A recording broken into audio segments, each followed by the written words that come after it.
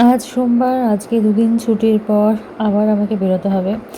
তো এবারে বাসটা টাইমিংটা একটু চেঞ্জ করেছে, 10 মিনিট আগেই দিয়েছে টাইমিংটা।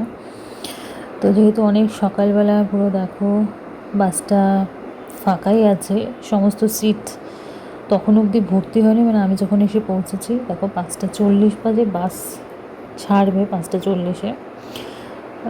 তো 5:40-এর মধ্যে দেখো মোটামুটি যেগুলো খালি সিট ছিল সেগুলো সবই ভর্তি হয়ে গেছে। আর আমি এই জানলার ধারটা নিয়ে বসে পড়েছি, তো এই জায়গাটা আমার খুব ফেভারিট জায়গা। তো এবার আমি স্টেশনে নেমে পড়েছি, দেখো কন্টিনিউয়াস বৃষ্টি হয়ে যাচ্ছে। তো আমি দাঁড়িয়ে পড়েছি একটা শেডের তলায়। তো এই যে শেডটা আছে এই তলায় দাঁড়িয়ে পড়েছি ছাতা ফাতা নিয়ে, ব্যাগটা পিঠে থাকে, ব্যাগটা ভিজে যাবে। এই দেখো এই হচ্ছে শেডটা। তারপরে ঘরে ফিরলাম, 2 কাপ কফি নিয়ে বসলাম। তো বাইরে যেহেতু ওয়েদারটা খুবই ভালো, তো ভাবলাম যে আজকে কফি দিয়ে আজকে আমার দিনটা শুরু বলবো না, এই সেকেন্ড হাফটা শুরু করি আর কি।